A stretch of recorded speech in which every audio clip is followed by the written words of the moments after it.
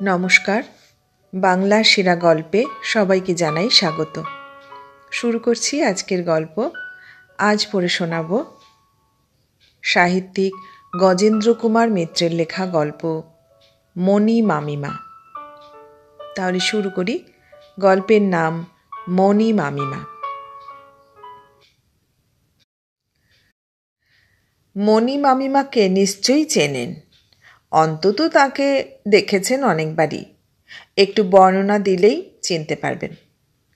শ্যামবর্ণ, মোটাসোটা, জাঁদরেল গোছের চেহারা, বেশ শক্ত সামর্থ্য। এককালে হয়তো সুশ্রীই ছিলেন।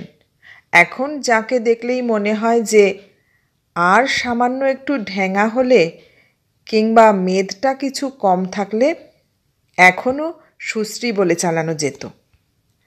ভালো ভালো দেশি তাঁতের শাড়ি পরনে, রঙিন ডুরেতেও আপত্তি নেই। গলায়, কানে ও হাতে অতি আধুনিক ডিজাইনের গহনা, প্যাটার্ন ঘন ঘন পাল্টে আধুনিকতা বজায় রাখা হয়। আর কোথাও গহনা পরেন না তিনি, তাতে নাকি জবর জং দেখায়। ঘাড়ের ওপর এলো খোঁপাটি এলিয়েই থাকে সর্বদা, মুখটি থাকে তাম্বুল রসসিক্ত। দেখেছেন বই কি, বহুবারই দেখেছেন। কোথায় দেখেছেন? কোথায় দেখেননি জিজ্ঞাসা করলে বোধহয় বলা সহজ হতো। তাকে দেখেছেন ধরুন মন্টুদার গানের আসরে, কলেজ স্কোয়ারের পাঠ মন্দিরে, মাঘোৎসবের প্রার্থনা সভায়, বাগবাজারি কীর্তন দলের পিছু পিছু, ভবানীপুর সাহিত্য সম্মেলনে, বামপন্থী ফেডারেশনের কার্যকরী সমিতির অধিবেশনে, বিলিতি কোনো কোম্পানির অফিসের রবীন্দ্রজয়ন্তী অনুষ্ঠানে, এছাড়া যে কোনো নামকরা লোকের বাড়ি, বিবাহ থেকে শ্রাদ্ধ, যে কোনো ক্রিয়াকলাপে। কেমন করে সর্বত্রই তিনি নিমন্ত্রণ সংগ্রহ করতেন, এ রহস্য আজও অনাবিষ্কৃত রয়ে গেল। অথচ গত 20 বছর ধরে তো একই রকম দেখে আসছি। কে আছে তার? কেউই নাকি নেই। অবশ্য তার বাঁ হাতে লোহা এবং সিঁথিতে সিঁদুর আছে। যদিচ তার স্বামীকে তিনি ছাড়া কেউই দেখেনি বহুকাল। কিন্তু সে প্রসঙ্গ যদি তোলেন তাহলে আর রক্ষা নেই। কেমন করে 13 বছর বয়সে তার সঙ্গে 28 বছর বয়সের এক জোয়ানের বিয়ে হয়েছিল, তাও সে ছিল বেশ্যাসক্ত। তিনি ওই বয়সেই কেমন তেজস্বী মেয়ে ছিলেন। তিনি করেছিলেন স্বামীর আচরণের প্রতিবাদ, ফলে স্বামী আর বিধবা ননদ তাঁর ওপর কী পৈশাচিক নির্যাতন করেছিল। বলতে বলতেই তিনি বাম বাহুমূল খুলে একটা পোড়া সাদা দাগ দেখিয়ে দেবেন। তারপর কেমন করে তিনি পালিয়ে আসেন, মা মারা গেলে বোনের বাড়ি আশ্রয় নিয়ে কিভাবে উদয়াস্ত কৃতদাসীর মতো খেটে তাদের খুশি রাখতে চেষ্টা করেছিলেন, তবু তাদের মন পাননি। উল্টে ভগ্নীপতি সহানুভূতিশীল ছিলেন বলে ঈর্ষিত হয়ে তার বোন কিভাবে সারাদিন একটা আলমারির মধ্যে পুড়ে রেখে মারতে বসেছিল, সেখান থেকে বেরিয়ে কেমন করে নিজের চেষ্টায় তিনি লেখাপড়া শিখেছিলেন এবং এখনও আত্মসম্মান বজায় রেখে কেমন করে তিনি জীবিকা নির্বাহ করছেন। সঙ্গে সঙ্গে দীর্ঘ নিঃশ্বাসের সঙ্গে জানাবেন, ওরই মধ্যে একটু সুশ্রী মেয়ের কি কষ্ট একা একা সম্ভ্রম বজায় রেখে চলা। এর দীর্ঘ এবং ক্লান্তিকর কাহিনী আপনাকে শুনতে হবে বসে বসে। যদি প্রশ্ন করে বসেন, এখন আপনার চলে কিসে, তো দেখবেন তার ঈশ্বর বিশ্বাসও কারুর চেয়ে কম নেই। তিনি অর্ধনিমিলিত চোখের দৃষ্টি আর একটু চোখের পাতার মধ্যে ঢেকে বলবেন, উনি চালান, আমাদের আর কতটুকু ক্ষমতা বলো ভাই। এরকম আর কোনো প্রশ্নই করা চলে না। ভবানীপুরের কোনো বিখ্যাত বড় রাস্তার উপর এক বিরাট বাড়িতে 3 তলার ফ্ল্যাটে থাকেন তিনি। ঝি আছে, ঠাকুর আছে, বেশভূষা তো আপনারা দেখেছেনই। সুতরাং চলে কিসে, এটা বড় প্রশ্ন। হয়তো বারবার আপনার গলার কাছে নানা প্রশ্ন ঠেলে উঠবেও, তবু সংকোচে আপনি আর কথাটা তুলতে পারবেন না। মানব মনের, বিশেষত শিক্ষিত ভদ্রমনের এই রহস্যটা মণি মামিমাও জানেন, তাই তিনি অত নিশ্চিন্ত। মণি মামিমা প্রায়ই আমাদের বাড়ি আসেন, এমনই আরও অনেক বাড়িতেই। কিছু কিছু চাঁদা তুলতে আসেন, সেই সঙ্গে আসেন মেয়েদের হাতের কাজ বেচতে। পাড়ার অনেক বিধবা এবং অনাথা স্ত্রীলোকের নাকি তিনি অভিভাবিকা। ক্রুশে বোনা খুঞ্চেপশি বেশিরভাগ। এছাড়া ফুল তোলা অথবা নামের আদ্যক্ষর লেখা রুমাল, এই ধরনের নিতান্ত অকিঞ্চিতকর জিনিস বাজারের 3 গুণ দামে বেচে যান তিনি। কিনতেই হয়, নইলে সম্ভ্রম থাকে না। তিনি তো আর যে সে বাড়িতে যান না, বিশিষ্ট ভদ্রলোকদের বাড়িতেই আসেন। বিশেষত যখনই আসেন, হয় কারুর বাড়ির গাড়ি ধার করে, নয়তো ট্যাক্সিতে। তারপর আর তাকে ফিরিয়ে দেওয়া যায় না। নানা রকম গল্প করেন মণি মাসিমা। তার সবগুলিরই মূল সুর সাধারণের উপকার করে করে তিনি ক্লান্ত। অথচ কি যে পোড়াদেশের লোক তাকে পেয়ে বসেছে, তিনি ছাড়া যেন মানুষ নেই দেশে। একদিন আমার দিদিমা প্রশ্ন করেছিলেন, হ্যাঁ বৌমা, তা আমাদের ছেলেকে দেখনি কতকাল, এখনো তো নোয়া সিঁদুর খোলনি দেখছি। না মা, এই তো 10 বছর আগেও। ওই একদিন হঠাৎ খুঁজে খুঁজে এসে হাজির হন। খেতে পাচ্ছি না, চিকিৎসা হচ্ছে না, ছেলে মেয়ের অসুখ, অমুক তমুক, খুব খানিকটা নাকে কাঁদবেন, আসল কথা টাকা চাই কিছু। যা থাকে হাতে সব বাগিয়ে নিয়ে চলে যান। না, উপকার আর কিছুই নেই, ওই যা মাছ ভাতটা খাচ্ছি। কিন্তু সেও অনেক দিনের কথা। মণি মামিমা ধরে রেখেছেন ভদ্রলোকের এক কথা, যখনই প্রশ্ন করবেন শুনবেন 10 বছর আগে একবার স্বামী এসেছিলেন তার। তবে ওই একটা সুবিধা, বর্তমান যুগের শিক্ষিত মানুষ অনেকেই অশোভন বা অস্বস্তিকর কৌতূহল মনে চেপে রাখতে পারে।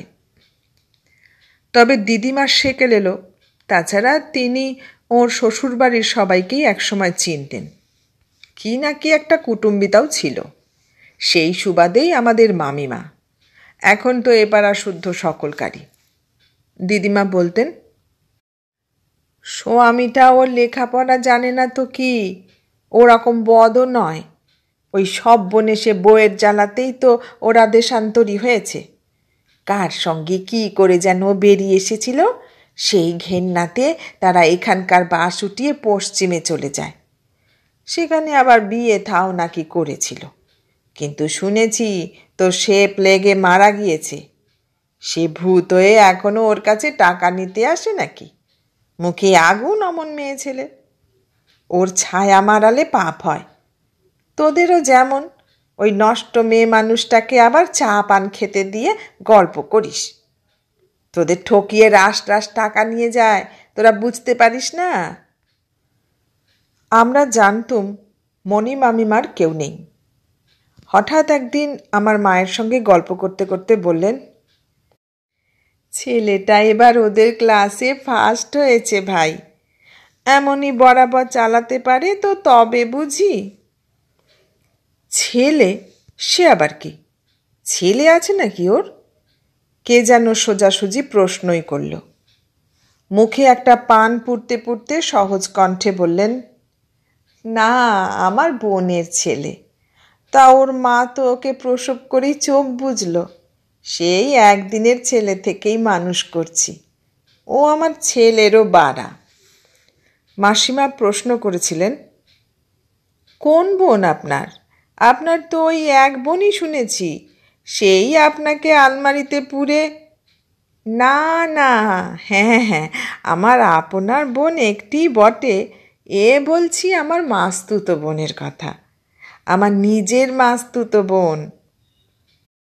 মণি মামিমা চলে গেলে আড়াল থেকে শুনলুম দিদিমা মুখ বাঁকিয়ে বললেন, মুখে আগুন, মুখ পোড়া মাগির মরণও হয় না, দিনরাত ঝুরি ঝুরি মিছি কথা। ওর যারা আপনার লোক আছে তারা কেউ ওর মুখ দেখে নাকি? যার সঙ্গে বেরিয়ে এসেছিল সে যখন ফেলে চলে গেল, রোগে রোগে আধমরা, খেতে পাচ্ছে না দেখে ওর দিদি নিয়ে গিয়ে বাড়িতে পুরলে। ও মা, একটু যেমন ভালো হয়ে উঠল তারই কপালে নুরো জ্বাললে। মারতে যাবে না তো কি, বেশ করেছিল আলমারিতে পুড়ে রেখেছিল। মাসিমা প্রশ্ন করলেন, এ তবে কার ছেলে? কার ছেলে বুঝে দেখ তোরা। হঠাৎ একদিন শুনলুম ওর কোন বোনের অসুখ, তার খেজমত করতে যাচ্ছে। 3 মাস পরে ফিরে এলো ওই ছেলে নিয়ে।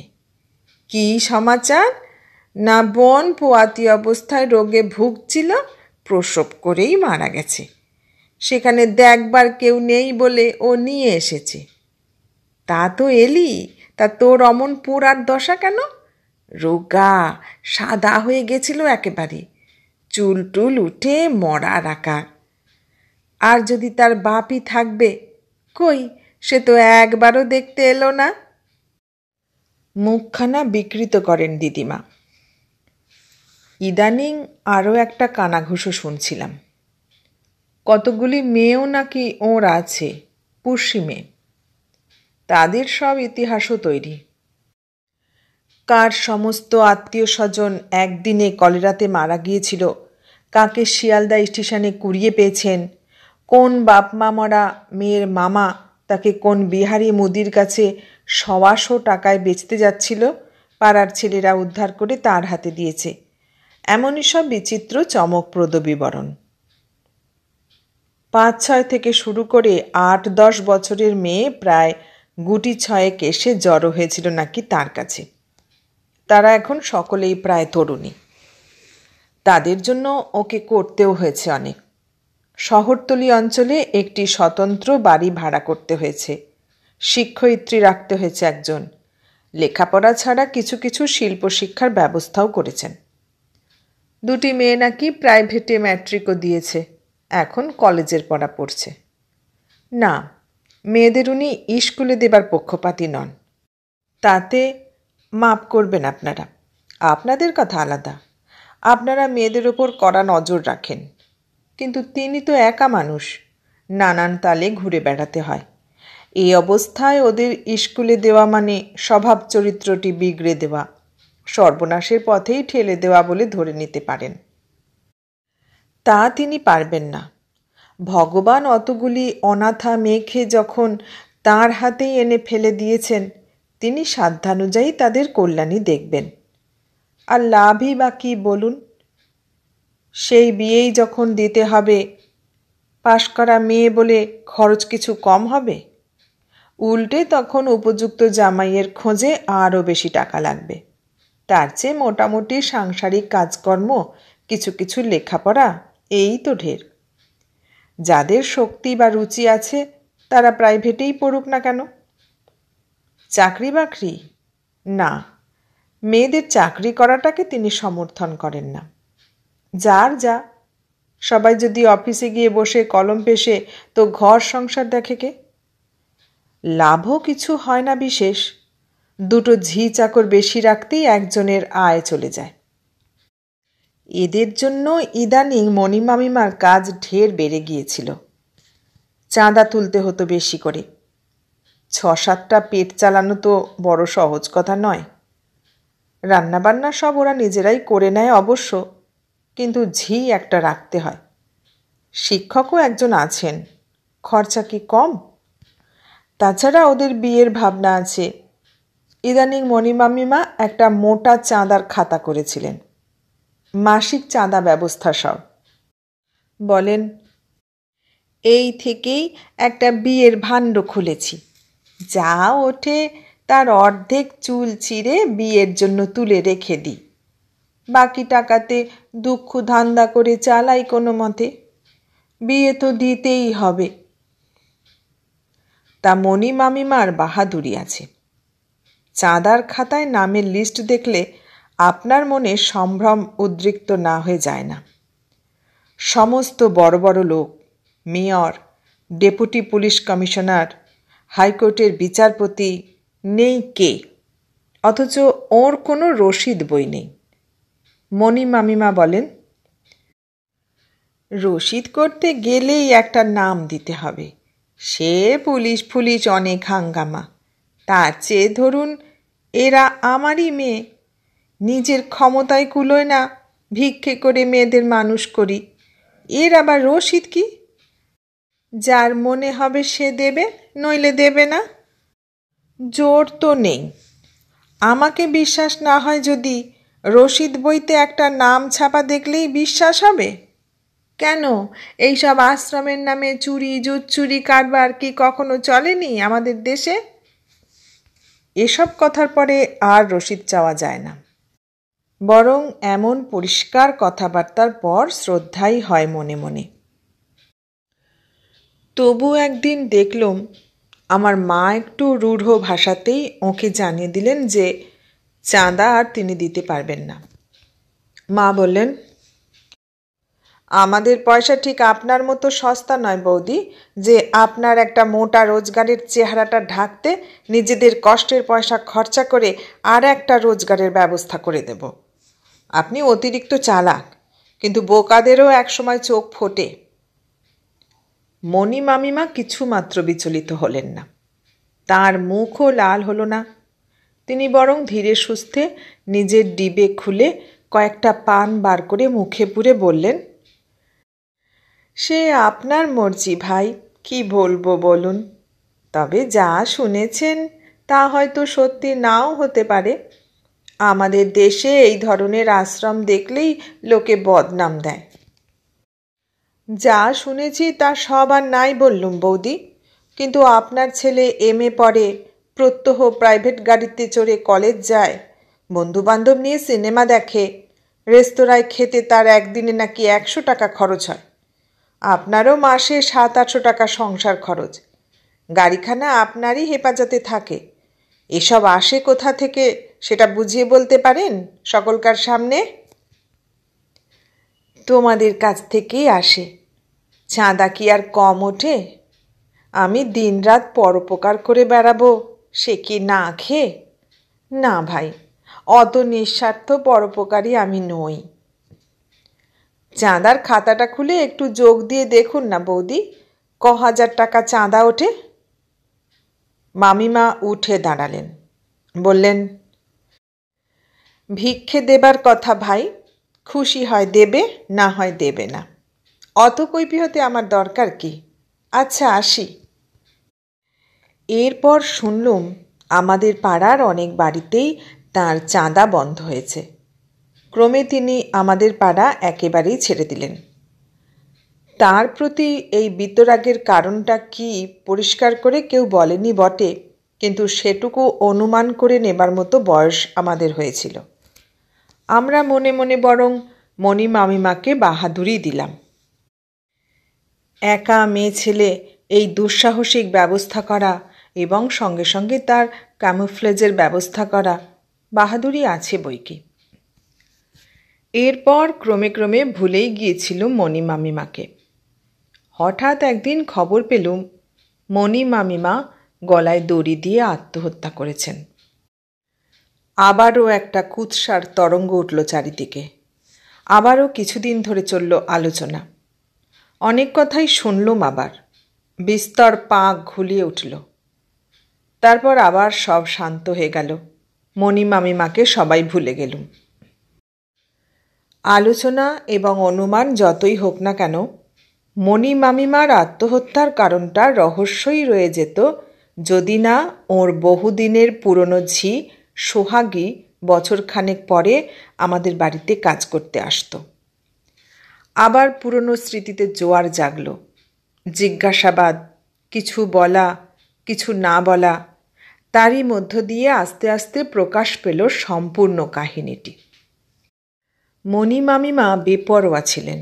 জীবনে কখনো কোনো সংস্কার তাকে বিচলিত করতে পারেনি, কিন্তু কাল হলো ওর সন্তান কামনা। যুগ যুগ ধরে যে পিপাসা নারীকে পাগল করেছে, সেই পিপাসা এমনকি মণি মামিমাকেও দুর্বল করে তুলল।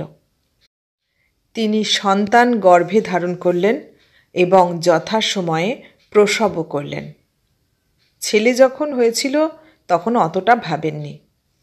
ছেলে বড় হয়ে বাড়িতে, বিশেষত মার ঘরে মাঝে মাঝে নূতন আগন্তুক দেখে জিজ্ঞাসু দৃষ্টিতে চাইতে লাগল। আর একটু বড় হতে নানা প্রশ্ন শুরু করল। মণিমামিমারও এবার লজ্জাবোধ হলো। তাছাড়া বয়স অনেকটাই হয়ে গিয়েছিল, উপার্জন এমনিতেও কমে আসছিল। তিনি বাড়িতে লোক আসা বন্ধ করলেন। কিন্তু টাকা তো চাই।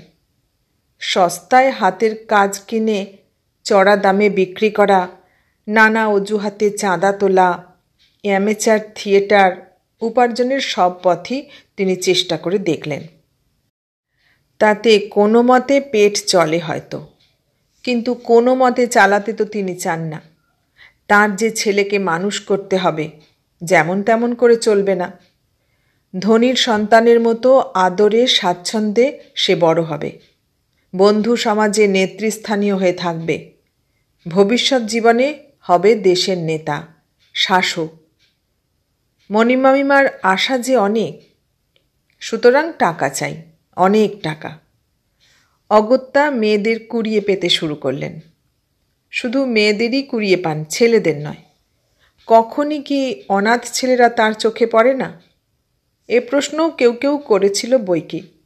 তিনি অনায়াসে উত্তর দিতেন, হ্যাঁ, অভাব কি, কিন্তু মেয়েদের একটা এস্টাবলিশমেন্ট করেছি, আবার ছেলেদের জন্যে একটা, অত পয়সা কই, একসঙ্গে তো রাখা যায় না, আমরা সেকেলে মানুষ। সুতরাং প্রশ্নটা ওইখানেই থেমে যেত। মণিমামিমার বুদ্ধির অভাব ছিল না। এ ধরনের ব্যবসাতে কোন কোন দিক থেকে বিপদ আসে তা তিনি জানতেন। সেজন্যে খুব সাবধানে এগিয়েছিলেন তিনি। সত্যি খুব ছোট মেয়ে এনে তার আশ্রমে বেশ কিছুদিন খাইয়ে দাইয়ে মানুষ করেছিলেন। প্রথম প্রথম দু একজনকে সেখানে নিয়েও গেছেন। উপার্জনের কোনো প্রশ্ন সেদিন কারুর সুদূর কল্পনাতেও যায়নি। তারপর তাদেরই নাম করে যখন চাঁদা তুলতে শুরু করলেন, তখন আরও নিরাপদ হয়ে গেল আবরণটা। পরে কে এলো বা কত বয়স তা নিয়ে কে মাথা ঘামাবে? মণিমামিমার পয়সার অভাব রইল না। এই সমস্ত মিথ্যাচার ছলনা যদি পাপ বলেন তো পাপও, একে কিন্তু অনায়াসে তপস্যাও বলা চলবে। কারণ এসবই তার দরকার হয়েছিল তার ছেলের জন্যে। ছেলেকে যেন পুজো করতেন তিনি। ছেলে তাকে অভিভূত আচ্ছন্ন করে রেখেছিল। দিলীপের সামান্যতম সুখ সুবিধার জন্যে যে কোনো মানুষের যে কোনো সর্বনাশ করতেও বোধহয় বাধ্য না তাঁর। দিলীপকে তিনি ভয়ও করতেন সেই জন্যে। তার চোখে যদি তিনি কোনোদিন নেমে যান, কোনোদিন যদি ঘুণাক্ষরেও সে টের পায় তার আয়ের উৎস অতীত বা বর্তমান, তাহলে আর কোনোদিন যে তিনি তার সামনে মাথা তুলে দাঁড়াতে পারবেন না। অথচ ছেলের ভালোবাসার সঙ্গে শ্রদ্ধাও যদি না পেলেন, তবে এই জীবনে আর পাবার রইল কি? দিলীপ কি মাঝে মাঝে দু একটা অতিশয় সরল প্রশ্নে তাকে বিব্রত করে তুলত না? নিশ্চয়ই তুলত। আর সেই সব মুহূর্তগুলি জীবনের সংকটতম মুহূর্ত।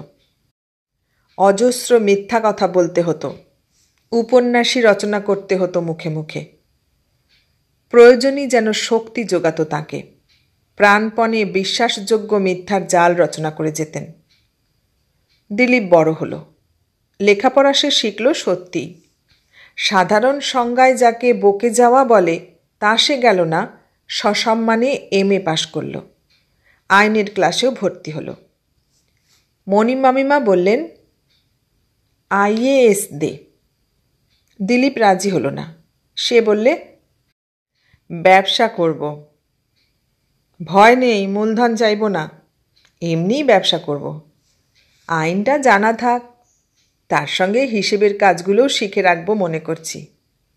দেখো না, একটা ম্যাজিস্ট্রেটের চেয়ে ঢের বেশি রোজগার করে তোমার পায়ের তলায় ঢেলে দেব। আশায় বিশ্বাসে মণিমামিমার চোখ দুটি জ্বলতে থাকত।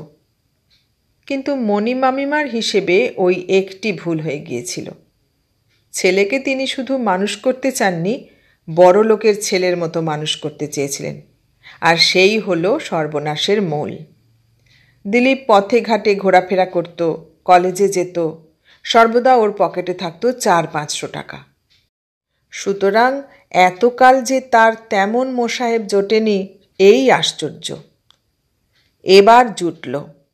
এবং দিলীপ একদিন বললে, মা, এই গাড়িটা বেচে একটা নতুন ছোট গাড়ি কিনব। বেশি নয়, 1000-5 টাকা হলেই হবে। নিজে চালাতে শিখেছি, পুরনো গাড়ি আর ভালো লাগে না। মণি মামিমা দিন কতকের মধ্যে টাকাটা জোগাড় করে দিলেন। আরও সুবিধা হলো দিলীপের পরভৃত বন্ধুদের। ক্রমে দিলীপের ফিরতে রাত হতে লাগল। আগে আগে অতটা গ্রাহ্য করেননি মণি মামিমা, কিন্তু ক্রমশ ঘড়ির কাঁটা 12টার কাছাকাছি যেতে একটু বকাবকি শুরু করলেন। নানা কৈফিয়ত দিতে লাগলো দিলীপ। মিথ্যা তার রক্তে আছে, জন্মটাই মিথ্যায়, সুতরাং মার চেয়ে কম গেল না সে।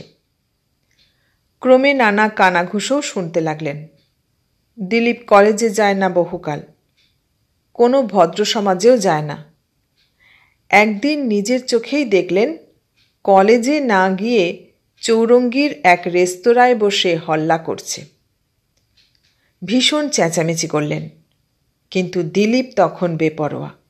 সে প্রচণ্ড আঘাত দিলে তাকে। তুমি যদি আপনার মা হতে তাহলে এতটা শাসন মানাতো, মাসি আবার মা হয় কবে? নিজের মিথ্যার কাছে নিজেকেই নাকে খত দিয়ে ফিরে আসতে হলো। কিছুতেই মুখ ফুটে বলতে পারলেন না যে আগের কথাটা সত্যি নয়, কিন্তু তাই বলে তিনি অত সহজে হাল ছাড়লেন না। দিলীপ জীবনে প্রতিষ্ঠিত হবে, দিলীপ 10-এর একজন হবে, এই জন্যেই তো তার এত নোংরামি, এত কদাচার। সেই দিলীপই যদি যায়, তাহলে এসব কোনো কিছুরই যে অর্থ থাকবে না। শুরু হলো মায়ে পোয়ে লড়াই। দিলীপের মুখে মদের গন্ধও 2-1 দিন পাওয়া গেল বৈকি। মণিমামিমা মাথা খুঁড়ে রক্তারক্তি করলেন। মার রক্ত দেখে যেন দিলীপের চমক ভাঙল। সে অনুতপ্ত হয়ে প্রতিজ্ঞা করল যে আজ থেকে ওসব ছেড়ে দেবে সে। 2-1 দিন বাইরেও গেল না। কিন্তু যে বাঘ ম্যান ইটার হয়েছে, সে আর কদিন থাকে? আবারও বেরোতে হলো তাকে। মণিমামিমা টাকা দেওয়া বন্ধ করলেন। সব টাকা ব্যাংকে থাকে। সংসার খরচের মতো 10 আনেন আর খরচ করেন। দিলীপ বিপদে পড়ল, কিন্তু হাল ছাড়ল না। দেদার ধার করতে লাগলো। তারপর গাড়ি বেচলে, তবে সে টাকাই বা কদিন। এরই মধ্যে বন্ধু নরেশ এসে খবর দিলে টালিগঞ্জের দিকে ফ্রেশ মাল আছে, কলেজের মেয়ে, কিছু মোটামুটি চাই। দিলীপের মুখ শুকিয়ে উঠল। শুকনো ঠোঁটের ওপর জিভটা বুলিয়ে বলল, হোপলেস। তোকে তো বললুম, মা একেবারে হাত গুটিয়েছে। কিন্তু এ জিনিস কি তোর জন্যে বসে থাকবে রে? দেখবি, চল আলাপ করিয়ে দি তোকে। গঙ্গার ওপরে বুফেতে দেখাও করিয়ে দিলে নরেশ। না, নরেশটা ঠিকই বলেছিল। মনে মনে দিলীপকে স্বীকার করতেই হলো। কিন্তু উপায় কি? টাকা আর কোনো মতে কোথাও থেকে পাবার উপায় নেই। দিলীপ জোর করেই 2-1 দিন উদাসীন হয়ে রইল, কিন্তু রক্তে তার আগুন ধরেছে, সে কি স্থির থাকতে পারে? তার ওপর সে আগুনে নরেশ প্রাণপণে ইন্ধন জুগিয়ে যাচ্ছে। অবশেষে একদিন দুপুরে এসে খবর দিলে নরেশ, মার একটা গয়না হাতা না, আমি রাজি করিয়েছি, নগদ না হোক ইনকাইন্ড দিলেও চলবে। একটা গয়না নিয়ে চ ভারী দেখে। দিলীপের লুব্ধ দৃষ্টি উৎসুক, ব্যগ্র হয়ে উঠল। সুযোগও মিলল। জড়োয়া নেকলেসটার কোড়া কেটে গেছে বলে মা খুলে ড্রয়ারে রেখেছিলেন। বেশ মনের মতো জিনিস। মণিমামিমা 3-4 দিন অন্তর তার আশ্রমে গিয়ে হিসাব বুঝে নিতেন। যা কিছু আসবে নগদে ও জিনিসে সব তার কাছে জমা দিতে হবে, এই নিয়ম। তিনি তাদের কোনো অভাব রাখেননি।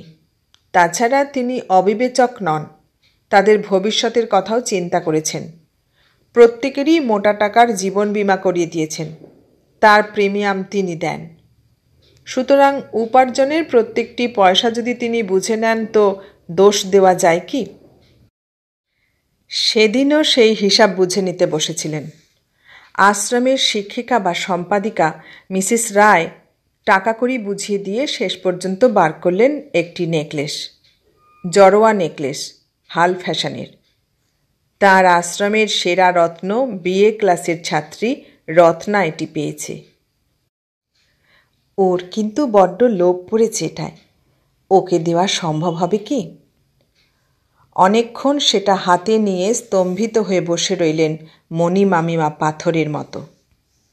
মিসেস রায়ের শেষ কথাগুলো তার কানেই যায়নি। অবশেষে কোনো মতে অস্ফুট কণ্ঠে প্রশ্ন করলেন, রত্না পেয়েছে? কে দিয়েছে ওকে এটা? ওই নরেশ বলে এক ছোকরা আসে, তারই এক বন্ধু, দিলীপ না কি নাম বললে যেন। বেশ ছেলেটি, রত্নাকে নাকি বিয়ে করার কথাও বলেছে প্রথম দিনের আলাপেই। মিসেস রায় হাসলেন, অর্থপূর্ণ হাসি, বোকামি উপভোগের হাসি। হিসাবপত্র বুঝে নিয়ে উঠে দাঁড়ালেন মণি মামিমা। গহনাটা মিসেস রায়কে ফিরিয়ে দিয়ে বললেন, এটা রত্নাকেই দেবেন। বিয়ে যদি করতে পারে তো করুক, আমার আশীর্বাদ রইল। হ্যাঁ মিসেস রায়, একটা কথা, কদিন ধরেই ভাবছি আপনাকে বলবো। মিসেস রায় উৎসুক হয়ে তাকিয়েই থাকেন। আমার শরীর আর বইছে না, ভাবছি এসব ছেড়ে দেব। যদি পারেন তো আপনি চালান, নইলে এদের বিয়ে থা দিয়ে সংসারী করতে পারেন তো সেই চেষ্টাই দেখুন। আপনারও যা আছে বাকি জীবনটা চলেই যাবে। মিসেস রায় স্তম্ভিত হয়ে চেয়ে রইলেন ওর দিকে। এ ধরনের কথা আর যার কাছেই হোক, মণি মামিমার কাছে শোনবার আশা করেননি তিনি। অবশ্য তার উত্তর শোনবার জন্য মণি মামিমা অপেক্ষাও করেননি, তখনই বাড়ি চলে এসেছিলেন। এরপরের ইতিহাস নিতান্তই সংক্ষিপ্ত। সেই রাত্রিতেই আত্মহত্যা করলেন মণি মামিমা, নিজেরই একটা শাড়ি গলায় ফাঁস লাগিয়ে। এতক্ষণ শুনলেন গজেন্দ্র কুমার মিত্রের লেখা গল্প মণি মামিমা। কেমন লাগলো গল্পটা? ভালো লাগলে লাইক, কমেন্ট, শেয়ার করবেন। আর নতুন বন্ধু হলে সাবস্ক্রাইব করার অনুরোধ রইল। সবাইকে অনেক ধন্যবাদ জানিয়ে আজ এখানেই শেষ করলাম।